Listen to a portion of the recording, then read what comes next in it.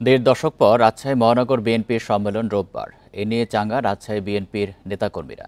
Banner ফেস্টুনে ছেয়ে গেছে পুরো নগরী। কর্মীদের আশা, দীর্ঘদিন ধরে চলমান বিভক্তির অবসান ঘটতে পারে নতুন নেতৃত্ব নির্বাচনের মধ্য দিয়ে। বান্ডেল থাকলে প্রতি সেনমানিতে টাকা বাঁচবে।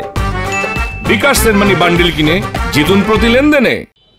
আরও জানাতে রাজশাহী থেকে যুক্ত আছেন সহকর্মী মুস্তাফিজুর রহমান। মুস্তাফিজুর, দেড় দশক পর এই সম্মেলন হচ্ছে, নেতাকর্মীদের মধ্যে উৎসাহ উদ্দীপনা কেমন দেখতে পাচ্ছেন? আর রোববার তো সম্মেলন, প্রস্তুতি সম্পর্কে জানাবেন।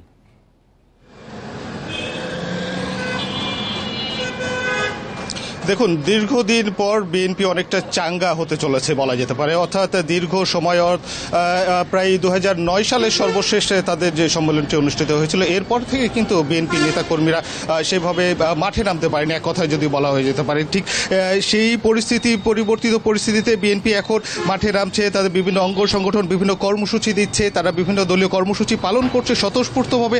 দলীয় নেতাকর্মীরা তাদের সেই কর্মসূচিতে অংশগ্রহণ করছে, যার ফলে বিএনপিতে এক প্রকার বলা যেতে পারে যে একটা চাঙ্গা ভাব সেটি কিন্তু এখন বিরাজমান। আর যেহেতু সম্মেলন সামনে, অর্থাৎ ত্রিবার্ষিক সম্মেলন আগামীকাল, এবং সেই সম্মেলনে বক্তব্য রাখবেন দলের ভারপ্রাপ্ত চেয়ারম্যান তারেক রহমান, যার ফলে বিএনপির তৃণমূল থেকে কেন্দ্র পর্যন্ত সর্বত্রই কিন্তু এর যে আমেজ সেটি কিন্তু বিরাজ করছে বলা যেতে পারে। রাজশাহী নগর জুড়ে উৎসবের আমেজ কিন্তু বিরাজ করছে। সেই সাথে বিএনপির এইখানে যে মহানগর কবির যে সংগঠন হবে, সেখানে সভাপতি এবং সাধারণ সম্পাদক পদে কিন্তু একাধিক প্রার্থী রয়েছেন, যার ফলে এইখানে যারা বিএনপি যারা সমর্থক রয়েছেন, তৃণমূলের যারা রয়েছেন, যারা নবীন প্রবীণ, সকলের মধ্যেই একটি কিন্তু যে গণতান্ত্রিক চর্চা, অর্থাৎ বিএনপি যে গণতান্ত্রিক একটি দল এবং গণতন্ত্র চর্চা করে, সেটি কিন্তু এখানে পরিষ্কারভাবে উঠে আসছে। এটি কিন্তু এখানে কিন্তু তারা বক্তব্য রাখছেন এবং তারা মনে করছেন এবং তারা বলছেন যে এখানে যেমন সাধারণ সম্পাদক পদে অর্ধ ডজনের মতো প্রার্থী রয়েছেন, সভাপতিতেও রয়েছেন, যার ফলে এটিকে কিন্তু বিএনপি যারা নেতাকর্মীরা রয়েছেন, রাজশাহী মহানগরীতে যারা রয়েছেন, যারা কেন্দ্রীয় পর্যায়ে রয়েছেন,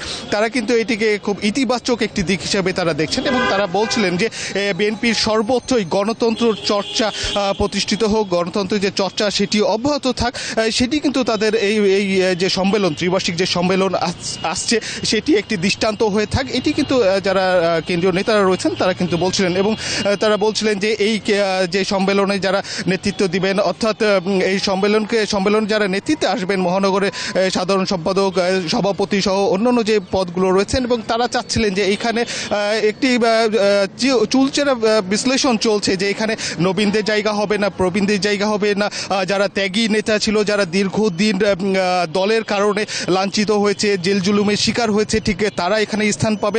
অর্থাৎ ত্যাগীদের মূল্যায়ন কতটা হবে না, প্রবীণদের অভিজ্ঞতা এখানে গুরুত্ব পাবে, অথবা এখানে নবীন এবং প্রবীণ মিলিয়ে সংগঠনটি গড়ে উঠবে। এই ধরনের কিন্তু নানা ধরনের চুলচেরা বিশ্লেষণ চলছে নগর জুড়েই। কিন্তু বিভিন্ন মোড়ে মোড়েই বিএনপি নেতাকর্মী তাদের যে কর্মসূচি রয়েছে সেগুলো পালন করছে এবং নেতাকর্মীদের নিয়ে তারা বিভিন্ন শোডাউন দিচ্ছে। অর্থাৎ এখানে বলা যেতে পারে যে নগর জুড়েই বিএনপির যে গণতান্ত্রিক চর্চা, বিএনপির যে উৎসব, এবং পুরো নগর জুড়ে ব্যানার ফেস্টুনে ভরে উঠেছে।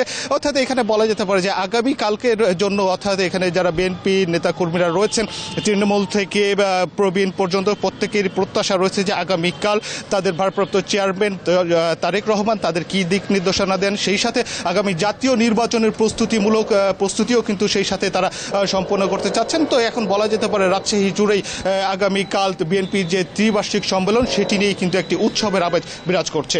এ ছিল রাজশাহী থেকে সর্বশেষ। রাজশাহী থেকে জানাচ্ছেন সহকর্মী মুস্তাফিজুর রহমান।